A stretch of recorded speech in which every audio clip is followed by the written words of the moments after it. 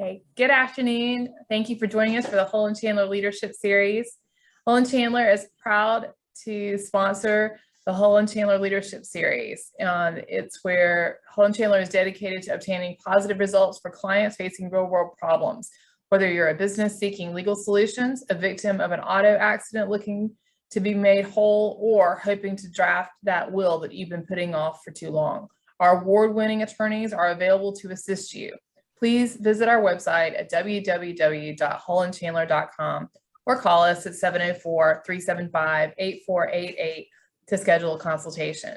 The law firm of Hull and Chandler is proud to sponsor the Leadership Series, a program where Hull and Chandler attorney Rocky Cabagnot interviews local and regional leaders in the nonprofit, private, and public sectors to discuss the real-world interplay of law, business, and social dynamics within the context of our continuously changing times.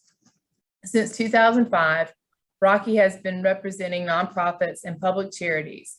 In addition to having represented scores of nonprofits and public charities, Rocky founded a legal clinic for nonprofits at an ABA law school in Charlotte that provided pro bono legal assistance to hundreds of Charlotte area nonprofits for over 5 years.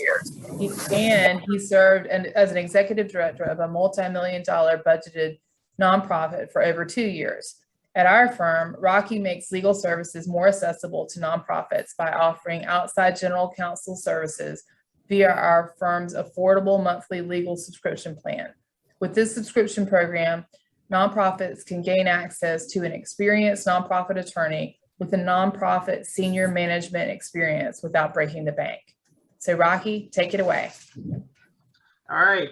Thank you, Shannon. And again, thank everybody for showing up on a Wednesday. Again, I know that I think we were talking about how we may be getting zoomed out, but maybe with the things going on with this Delta variant, maybe we're getting zoomed back in. And so so here we are. And, I know we had talked about trying to do one of these live, but and we may yet.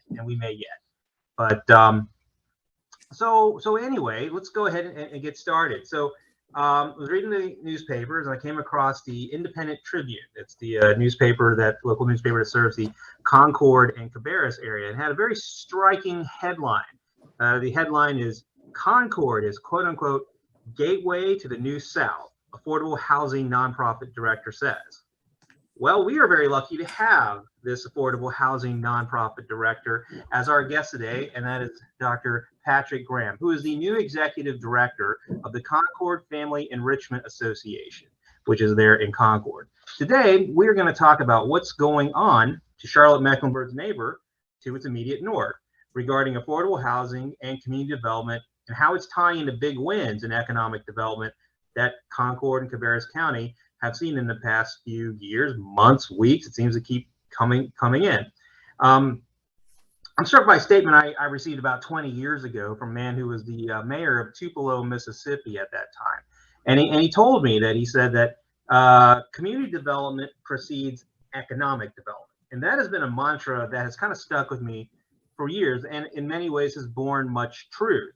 Communities that invest in community development, we're talking about housing, but in addition, parks, recreation, schools, general infrastructure, are prime locations for economic development, i.e. companies relocating to the area or companies being born and groomed and developed in that area. Today, Dr. Graham is going to discuss how this interplay is occurring in Concord and why he sees this interplay as the key for Concord being a gateway to the New South. So please, let's welcome Dr. Patrick Graham to the Leadership Series. Yay. Like I said, we definitely, every time I say we need the audience sound to just come, we have the at least just some sort of can sound that just comes out,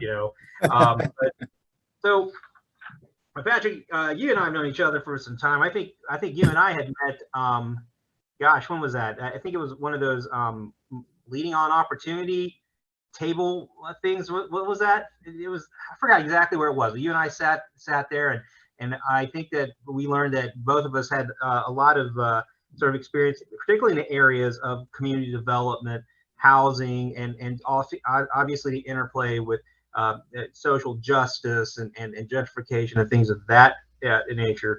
But for those of you who don't know you, like I've gotten to know you, could you tell us a little bit about your path to the position that you're in now. I mean, you're obviously, while you're in Concord now, you're certainly not a stranger to the Charlotte-Mecklenburg area. And maybe you can give those folks in the audience who aren't super aware, just how did you get to the position you're at? And you can start, just tell us who you are and your story. Sure. Well, first of all, thanks for having me, Rocky and Shannon. So one of the things that I've been blessed to be a part of is the social sector from various aspects of the spectrum. And so I started my career actually in the social sector at the Martin Luther King Center in New York, where I became an executive director. I believe I was there at the age of 26. And what's interesting about that community center is that I actually grew up in it. And it was founded by Southern migrants, many from here in North Carolina, Alabama, South Carolina, and other places. And it was actually a youth service organization that was dedicated by Martin Luther King himself during his tour of the North back in 1967. And so, I was fortunate to lead that organization through a revival. And to fast forward, I ended up coming to Charlotte in 2001 and became part of the Crisis Assistance Ministries team. And my first job in those first 90 days was to merge county, private funding, and city funding into one place for eviction prevention, and sort of led about 90% of their operation under the directorship of Carol Hardison, one of my mentors, coming up in Charlotte. From there, I actually led the Urban League of Central Carolinas, was fortunate enough to coin the term not at risk, but at opportunity to describe young people. And that actually caught on not just as a mantra, but also as a philosophical way of implementing programming. We actually were able to create a bank there that served the underbanked and non-banked individuals in our community. Launched several national certification programs there. And that led me to the Workforce Board in Charlotte, where I worked a couple of years leading some efforts and trying to actually get people to even know what they did. From there, I was very excited to take on a senior policy advisor role for wealth building with the City of Richmond there in Richmond, Virginia. And was fortunate enough during this pandemic to start and lead the development of their first eviction prevention model, not just for the city, but to centralize it for 5 counties there, and grew it within 6 months from 1.4 million to 25 million, and still counting. So I'm very proud of that, as well as some other equity strategies for housing there. And for workforce development. And so here I am now. The City of Concord decided to start a nonprofit that would deal with some of their affordable housing issues, particularly around how to actually purchase land, make developments, both single family as well as multifamily units, to address some of the workforce housing needs that they had, as well as some of the homeless issues. And this is one of the fastest growing top 3 cities in North Carolina, the fastest growing actually in this region. And the reason is that you have a good school system in Concord, but the other thing is that affordable housing is a driver for talent just as much as jobs are in many ways. And so ultimately, what you can tell from my experience, Rocky, is that it's really a full spectrum of what I would call economic and social mobility for individuals. And I'm a great believer in the development of human assets. I believe that they are the greatest assets over any assets that we can have, financial or otherwise. Okay. Well, so you were in Richmond, and then you're given the opportunity to provide the opportunity to come back to the Charlotte metro region and come to the city of Concord. And I think you talked a little bit about Concord, but maybe what are some of, I think when you're looking at it, kind of like pieces of a puzzle, or I think you mentioned good schools and housing.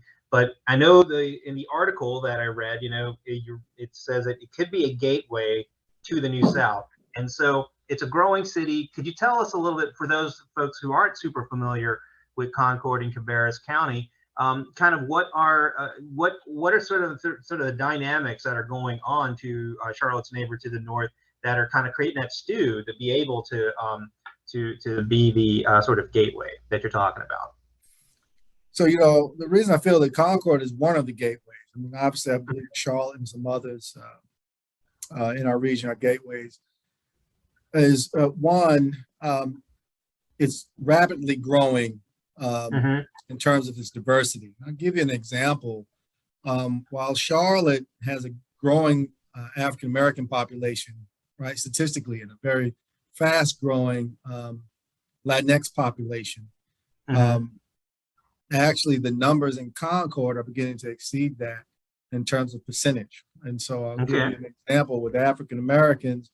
You see a population growth between 2010 census and the 2020 of 56%. I mean, that's pretty large, larger than any area, any city or county in the area here. You have that, and you also have growing economic development. We just had a big announcement from Red Bull as well as some other partners. Close to 1,000 jobs possibly will be coming here. The issue is that those average wages though are around 50,000, and when you think about that, so many people will fall into that bracket of needing workforce housing, in need of some affordable ownership options. If we do that, particularly for those who are already here, as well as those who will be attracted to the jobs. And I think also that with Concord, you see constant construction like you would see in any area here in the Charlotte metro area. I think what's unique about it is that Concord decided it would not be a bedroom community, but would actually have its own identity and economic development, which is a lot different from a lot of the surrounding areas, that is making these conscious decisions about its own economic development. Particularly as I said, it has a decent, pretty thriving school system and some others that it can take advantage of. And so you see also an influx of people from the Northeast, Midwest also making their way here, stopping here as a destination for this metro area. We'll talk about that a little bit. So I guess, so I know in your history, you talked about, you were involved with youth services, and then you were in workforce development, and then you went into, I guess, as a policy advisor in the city of Richmond, and now you're in the housing. Can you talk about why housing is so important? I mean, obviously everything's important, but particularly housing. Like, what is so unique about housing versus, I mean, not to put anything else, like say they're not important, but housing, why is it as critical? Because this is the organization that you're running here, at least from what I can tell, is primarily dedicated to housing. So can you talk a little bit more about sort of what makes housing so critical in these times? Well, housing actually is one of those, we talk about gateways, it's one of the gateways to wealth as well. Our middle class has been built on housing in many respects, and sometimes inequitably so. One of the things I didn't share, Rocky, is that I've been also a civil rights professor for over 15 years. My actual doctorate was in history with a focus in civil rights and community development. So when I look at housing determines a lot in our life. It determines not only just where we live, but it determines what schools we go to. It determines our access to economic development corridors, access to jobs, access to amenities. It is part of our overall environment. And what's interesting about housing, if you remember when you were a child, whether a kid lived in an apartment, whether they lived in an actual house, whether they owned or rented, here's something that you can always remember, is that when it came time for dinner, everyone said, "I'm going home." Right. Think about that and what that really means. Your home.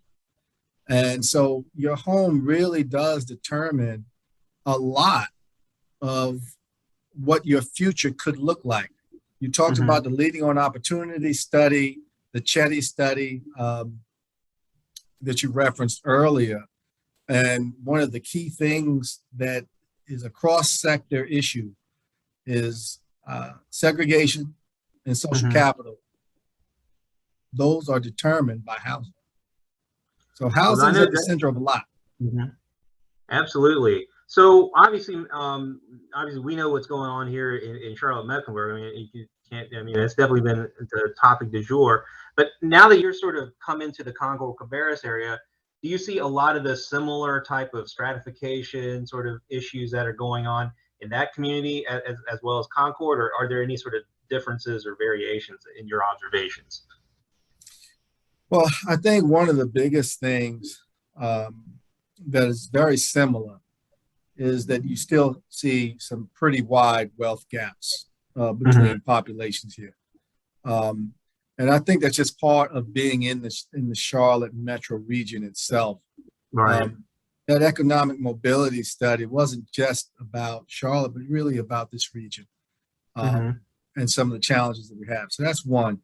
I think the Mhm. other thing that I see is that there is a transference of talent that goes across borders and counties here Mhm. um, that I think is very similar. Obviously, more people would be leaving from Cabarrus to the Charlotte area for work, but you Mhm. also see that in reverse here as well. A lot of people work here from other local areas. So those things Sure. are similar. What I see is a big difference Mhm. between them is obviously the trajectory in which they've grown. Um, Charlotte obviously has grown into one of the largest cities here in the South, um, and a lot of talent, and is one of those gateways into the New South. And when I say New Mhm. South, I'm actually talking about that from an aspirational perspective, not saying Right. that we're actually there yet. Mhm. Um, and so now you're starting to see Concord, which is a tenth of the size, a little over Mhm. 100,000 people, growing now in some of those same ways, except the difference is there's probably more access right now to land here. And we Right. have to actually think about how can we be a little bit smarter and learn lessons, not just from Mhm. Charlotte, but from other cities that have Right. used grid systems to develop their infrastructure and housing. And I think that's one of the advantages that we Mhm. have now if we take advantage of it. We'll talk a little. So I know you had mentioned talent. That says term a couple of times, and also in housing. So what is? I think that we've talked a lot about the relationship between housing and economic development itself, but I think you were actually kind of focusing on talent. Could you explain? Could you talk a little bit about what you mean by talent and what is its link to housing? And so that's a good question. I'm really talking about how we, at a very individual level, develop young people from the cradle all the way into our workforce, into our communities. Um, it includes how we have our entrepreneurs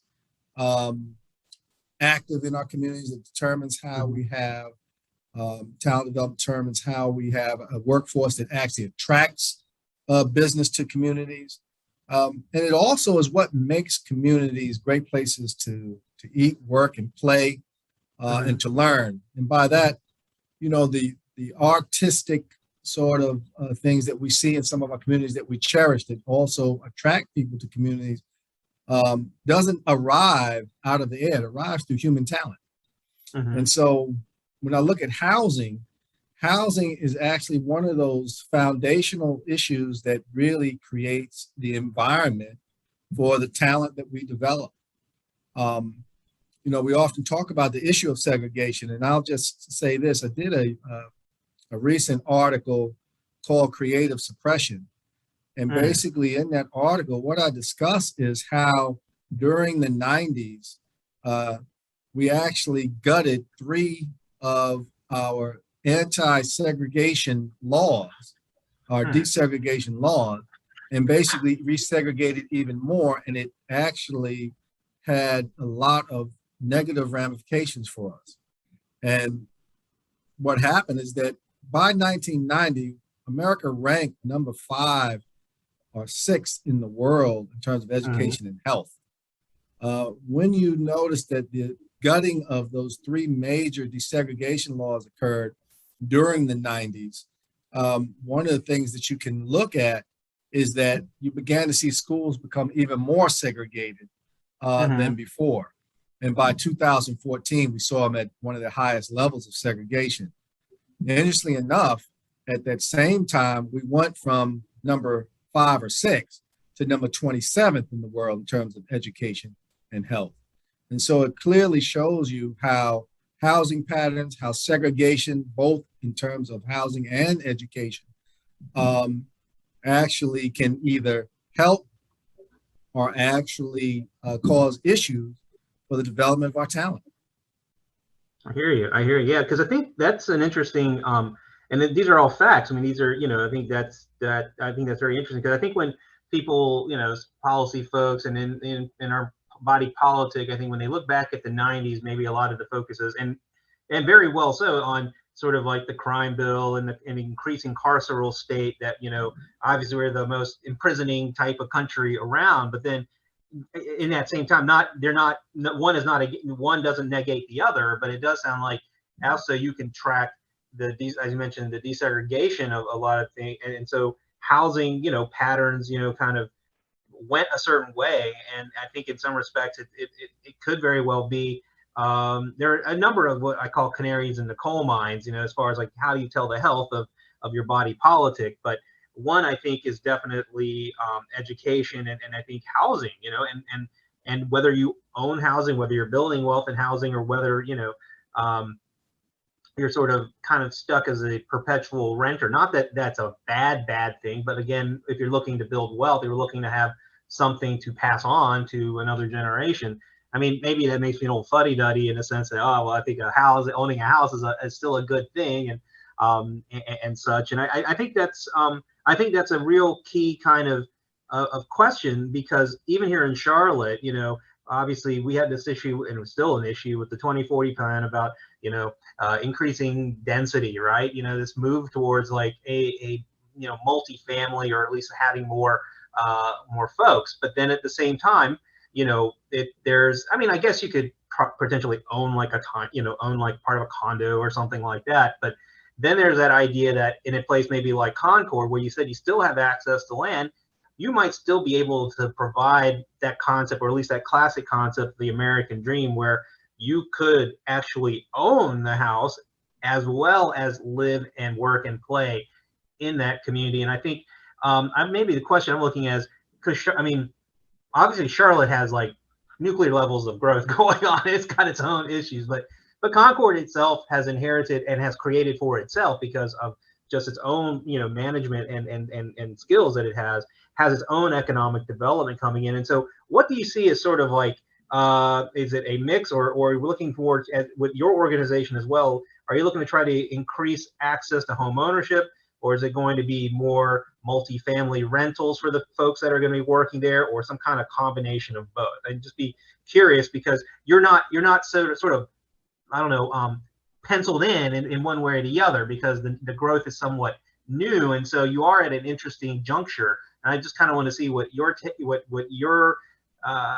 your organization and those who are involved with the city of Concord see. Are you looking to try to increase more housing, home ownership, or more rental, or both? So yeah, it's a good question, and really goes to your latter point. It's really about being a mixture. You have to be able to respond to the market and needs and demands. Of course, I would like to see more ownership for people who are, at that 30% to 80% of area median income. I think that's important, that those individuals are able to actually participate in ownership. And I'll talk a little bit about some of the strategies that we have for that. Sure. But it is definitely a mix. As individuals come in, one, we definitely know that ownership does provide some stability. And if it's done equitably, It also can provide the type of diverse talent development that you need. So you'll notice I never sort of look at housing as not being connected to talent. Yeah. And on the rental side too, you're going to need a stepping stone for individuals towards that path. And so what I want people to understand is that the housing issue here and anywhere else has to be looked at as a continuum. That you have different issues on one side of the spectrum or the other. So for example, if we talk about homelessness, right? What people have to understand is that the majority of people who are homeless, those who go through what I would call transitional homelessness, these are individuals who either through some economic or health crisis, right, or some other, actually find themselves homeless because they're living paycheck to paycheck. They're not the chronic that you normally see people talk about, but the majority are those who are in transition. And so when you think about that, the number one cause of that is affordable housing itself. The inability for families to actually live, which most recommendations are that you spend about 30% of your income on housing, utilities, etc. But without that, there's an inability to save. You've got some people who are working full-time jobs, obviously, and paying somewhere between 50 and 70% of their income already on housing. So when you think about saving money, when you think about health crisis or anything else like the one we're experiencing here in the pandemic, there's really no room for those individuals. So the first thing I really want people to look at a framework through the housing framework through the lens of a continuum with on and off ramps. People need different places to enter and exit when you talk about housing. So you really, I tell individuals, stop thinking in terms of program and think in terms of systems. Gotcha. And think of housing as a system that has a continuum embedded in it. And so looking at that spectrum with your organization and what's going on in Concord, what are some of the things that you and your organization are prescribing, or at least hoping to kind of either implement immediately, or at least try to get the powers that be to approve at each of these different off ramps? So maybe you can take different off ramps and kind of give ideas of what Concord Cabarrus is looking to do. Well, one of the things I was involved with Richmond that I think that I've already talked to partners around the table here in Cabarrus County is that we really need a regional housing framework. That's literally a policy and strategy Bible that we all adopt together and focus on with attainable goals. So that's one, and we definitely will be helping organize. So when you talk about a regional housing framework, or how big is this region? I mean, are you talking about a couple of counties, or just like maybe just or you know, when the region, is it a region within the county? I mean, because it's kind of interesting. So there's two answers to that question, Rocky. Okay. The first one is with the political capital that I have now as this newbie who just came into this space and have actually been able to meet with individuals and talk to them initially about the concept of making sure we have a regional one. That's probably going to be limited right now to a Cabarrus, right? Okay. Which is still important. In reality, if I had the political capital to do so, I would make that regional. I would include many of the counties in the metro region, including Mecklenburg and others, because we have too many intersections in terms of where talent is, where people move between county lines. And a lot of times for businesses too, when they look at regions, they're really looking at them as regions. They're looking for talent in that respect. So it's not always just about the city itself that serves as the center, but it's those surrounding areas. So right now, I would say that would be Cabarrus. Right. My dream would be that it would be the whole region. Well, you know, I mean, but I'd like to. I mean, we'll go to some other points, but I do like this idea because, again, like from the economic development standpoint, I think you see a lot of coordination among the various economic development directors. You know, because I know I work with the Rowan EDC, you know, but I've seen that they have great relationship with whatever goes on in Cabarrus, and then obviously, you know, Charlotte's economic development. There's a lot of communication, a lot of tag teaming where it's necessary, a lot of joint missions to different places where they need to go. But when you're talking about community development, it seems that it's very much, and maybe in the word community development, it seems to be isolated. Like there's localized. Your thinking is kind of stuck to a particular area, whereas and I mean, again, like you said, it would take political capital and vision, but I think that that idea that if we could see the same type of coordination among municipalities and counties, community development that you see with economic development, that there'd be a lot more coordination. And so, because it seems like one hand is doing one thing and the other hand is sort of, I don't know, somewhere else. And it's almost like there would be a better coordination because they're doing a darn good job going to wherever they're going and bringing in jobs, right? I mean, they went there, they got something to Concord, they brought stuff to Rowan County, they brought stuff, obviously everything's going to Mecklenburg and, all of that. But then as far as housing goes, it seems like that would be, and again, maybe, and the reason I'm just harping about this, because these ideas start with one spec, right? It needs to start with, a Patrick Graham in Concord who's like saying, here's, because there's not a lot of champions for this notion of a regional housing framework. There's a lot of them talking about economic development, but not so much about housing. How is it? Because the idea is that the housing in my community in Cabarrus and the housing in yours in Gaston and the ones in Rowan or Union and Mecklenburg, we're all kind of connected in a certain sense because people are flowing through, I mean, if they're not here, they're passing over to you, right? And so we've got to think of, and I'm that's where I think I definitely connect with that idea. And I know I kind of went on a huge tangent in some respects on that, but I think that my hope is that we come back a year or so from now, we can have you back on, we can see where we've gotten with this idea of a regional housing framework. I do think that's a really big thing. But anyway, can you go back to your other points there? Absolutely. No, I definitely agree with that. A lot of folks, obviously in municipalities and other forms of government, address their immediate needs of the immediate surroundings. But that's not always sort of the big picture, people-focused picture that we need to have. And the other thing the reason that I believe we need some of these regional housing frameworks and some of these sub-frameworks within communities is that oftentimes when it comes to affordable housing especially, we tend to sort of let things just happen to us. So if a developer identifies an area or, if there's some type of incentive, we'll just find something rather than being intentional about how we create it.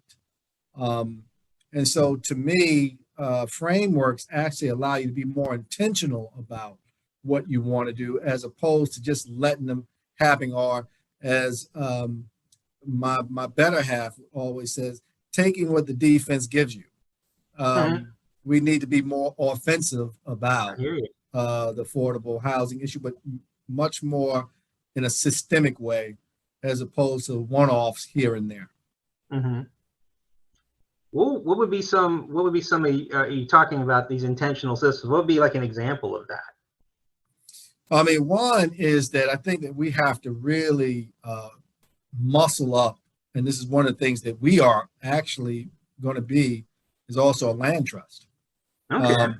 And so if you look at a strategy right now, I'm looking at it systemically and looking at that continuum. And one of the issues with affordable housing is that you can't always afford the land itself. And so, one of our primary focuses is going to be the purchase of land in holdings that we hold only for affordable housing initiatives or workforce housing initiatives. And so these are those initiatives that, again, are at that 80% below AMI, or at least at an average of it.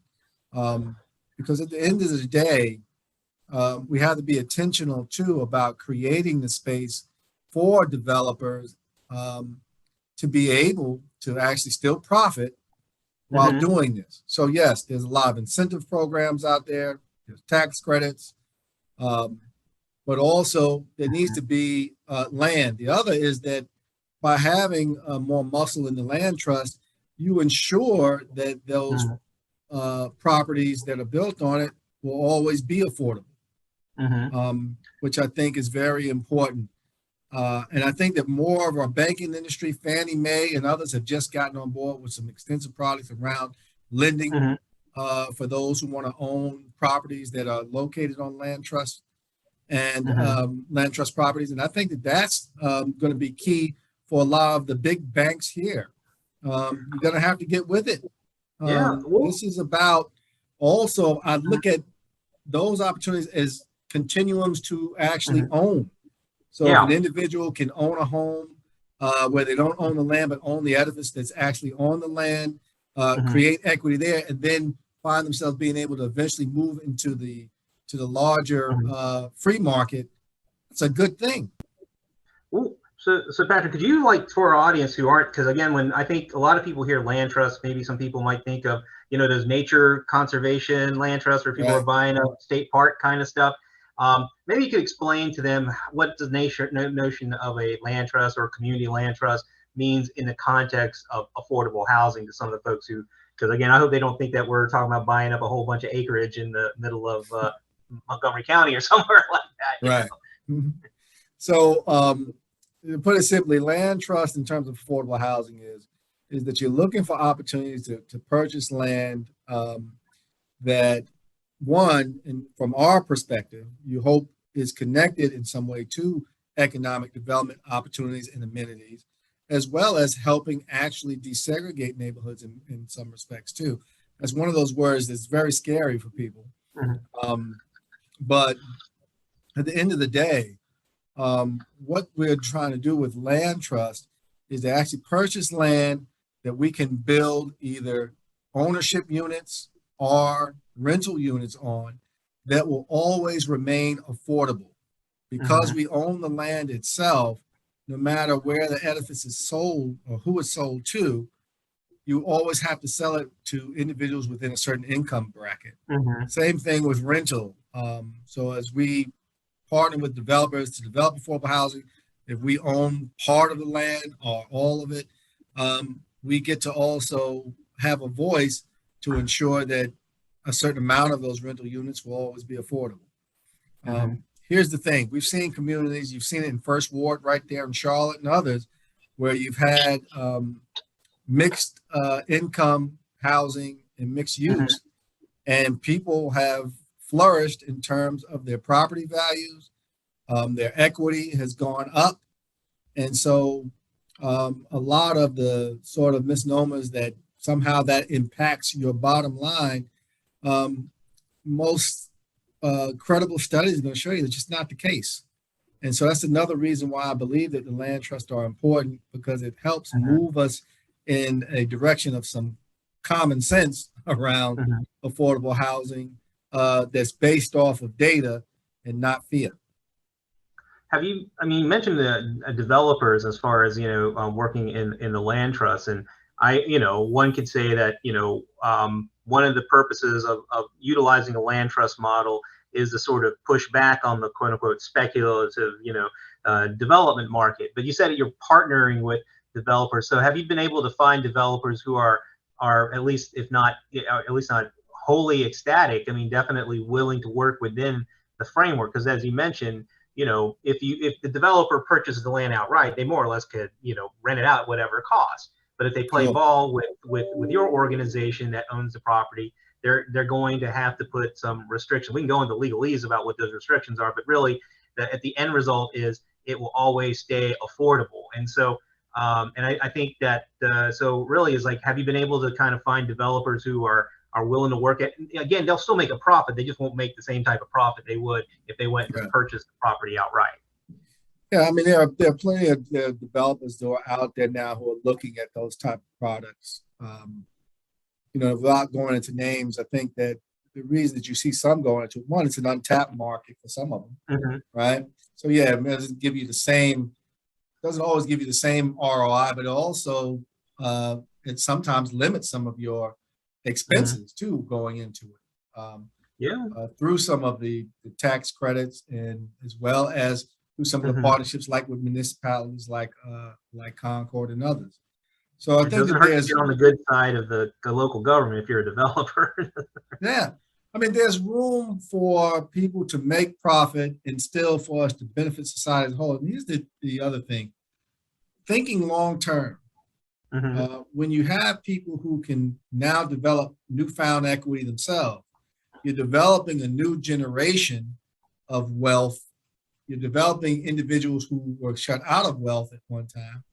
And now these individuals contribute taxes and contribute to the economy in new ways that they never would have been before.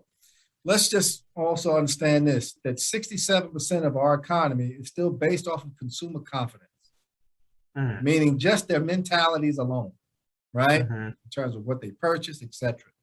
And so when you think about that, you think about individuals who have now newfound resource and wealth, they actually put that back into the economy. At the end of the day, it is still a consumer-based economy. And it's still about actually creating wealth and healthy consumers that can keep this economic engine going.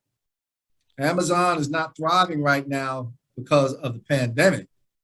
It's thriving because of the response of its consumers during the pandemic.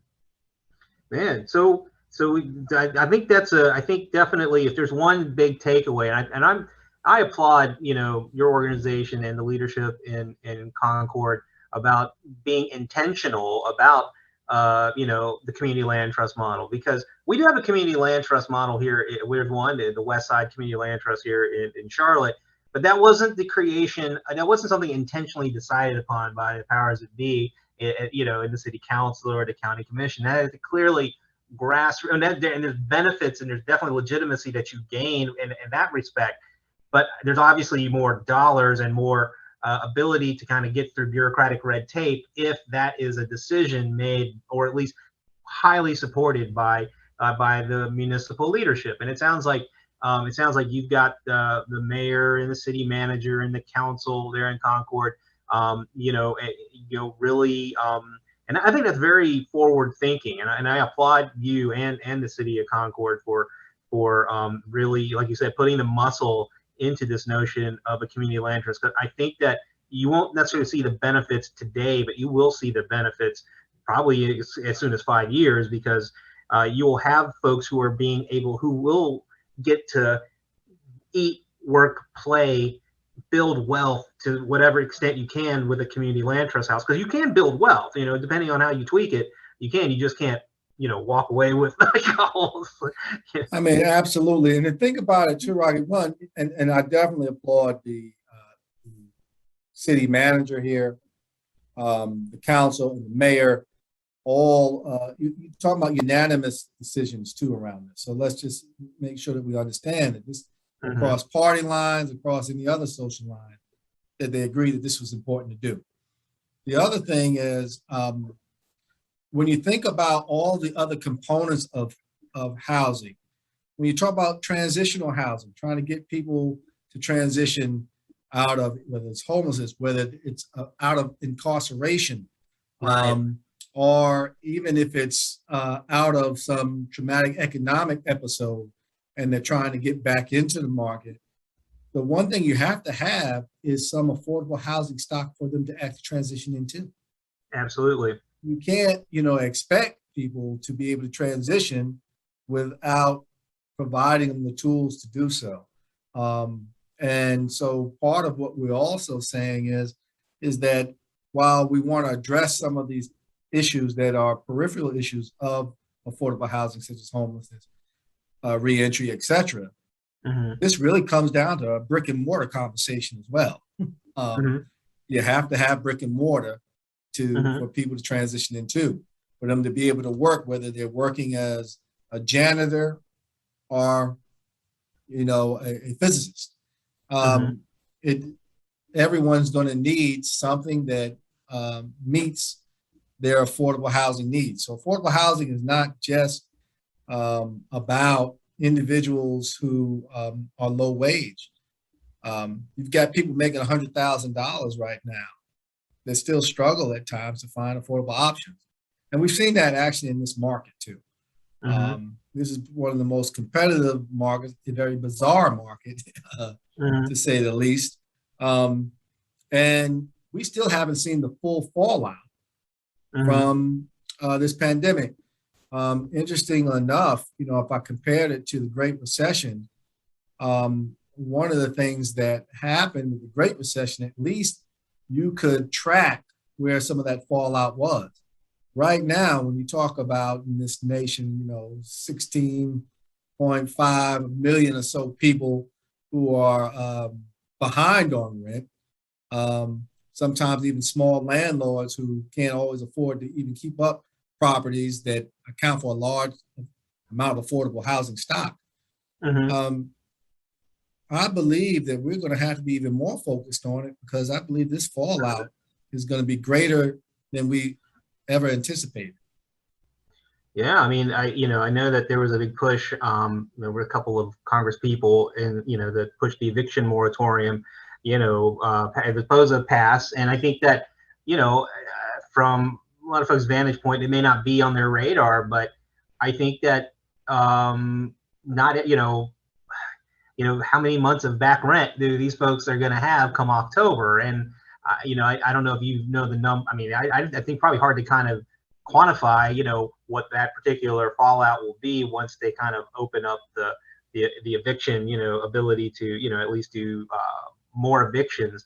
And I think that, like you said, I mean, that is probably going to, at least at some level, depending on what sort of cushions or what sort of protections or safeguards can, from a legislative or whatever, perspective. But you were talking about these off ramps. I mean, there's probably, you talked about the transitional off ramp, that when the eviction moratorium, ceases to be, whenever that will be, I don't know, maybe kind of like how legislature can never come up with a budget. Maybe one day, maybe they'll just keep kicking the moratorium down the road. Who knows? But again, it's, I think that this pandemic, these are very real things. And I think local governments, and hopefully to the extent that they become sort of like at least regionally coordinated governments, they really need to be intentional about this issue. And it's not something you really can sleep on. It's nice to see, the large companies coming up and filling up your highway, those exits where there's industrial parks and stuff. But I mean, you've got a ticking time bomb there is kind of what I'm saying. And it's like, you've got to,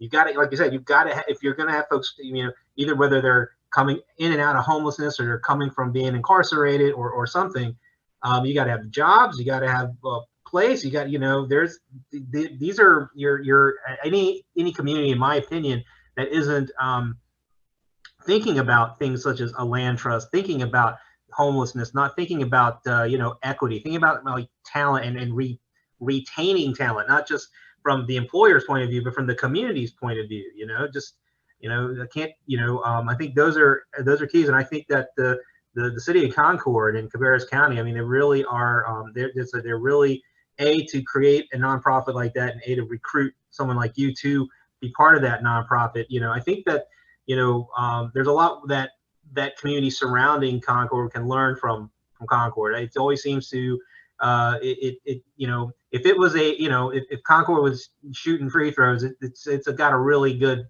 free throw percentage, as far as making decisions from a municipal standpoint. I can't really think of too many blunders that have ever really come out of the Concord area. It's usually, when I see the news, it's about some company coming in there or something like that, or the big mall or something like that. It tends to be prudent in some ways, but in other ways, it goes for broke where it needs to. And I think that's, I think it serves as an example to the Charlotte area, to everyone else in the Metrolina area of how to do community development the right way.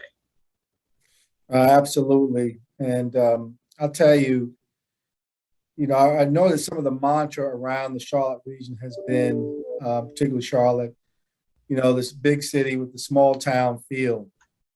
But that's not quite accurate. You can't do things small town when you're expanding the way that we are, not just as the city of Charlotte, but even as a region. And you can't do things the same way. It can't be about the nepotism of old. It can't be about just who you know anymore. It's not going to work because you don't know everyone anymore, for one. Two, you're undercutting yourself because there are so much talent out there now that actually could solve some of these issues if you let them in the room. And I think that part of what I see with this organization, and by the way, the name will change. We're in the process of that now. I wanted to say that. But one of the things that I noticed with housing is that we have an opportunity at this point during this pandemic to really change the way that we approach it, almost like a reset. And this has caused such a reset because we do have that moratorium. And I hope that with that moratorium, we learn lessons that most people are in that predicament, not so much just because of the pandemic, but what already existed. The pandemic of affordable housing was already there. And so they were already left vulnerable. So it's a lesson we have to learn. I liken it to the Great Recession in this. I remember reading this article as one of our big banks had let go of 1,500 people in the mortgage industry here locally during that time. 1,500 pink slips given out one day. And I thought to myself, how many of those individuals, as they were driving home, as those who were facing already foreclosure, thought that the people in foreclosure actually impacted their own livelihood, and that they could see some of the connection that they had with those individuals. So I began to think about what are lessons that we can learn that people understand the connectivity within our economy through people in that same way. I think this is one of those moments. But unlike that one where we quickly try to brush it under the rug, we need to sit in this for a second. And I don't mean literally sit in a pandemic for forever. I don't want to do that. Though numbers are telling me we're going to be a little bit longer than I'd like. But that we sit in meaning in thought and really process it. And really try to learn from it. And I think this is one of those opportunities. And I think that what we can do with an organization like mine and others like it is really engage the community in those conversations as we do development at the same time. Because I will just, leave it, that comment with this, Rocket, is this. When you talk about systemic change, transformative change happens at the mental level. This is about how you think. Before you can get to how you distribute resources, how you create collaborations, it comes down to how you actually think about the problem itself. Or in this case, I say the opportunity. I hear you. Well, so I know you said that the Concord Family Enrichment Association is most likely going to go through a rebrand, but I know that it's a 501c3 nonprofit, and so there might be folks in the audience who would be interested in supporting the mission of the, well, I guess it would still be the artist formerly known as the Concord Family Enrichment Association. But how can they find you and find out more about what the work that your organization and the City of Concord is doing? Currently under development of the website, as you know, I'm just getting here. So here's two ways to get in touch with us. You can contact me directly at pgraham, P-G-R-A-H-A-M, at concordfamilyenrichment.org. So that's pgraham at concordfamilyenrichment.org. And the number is 704-577-4355. 704-577-4355. Okay, well, I think we've got something in the chat here from Christina, who just says, thank you for, thank you, Christina. It's a thank you for another great informative program, but she does need to sign off.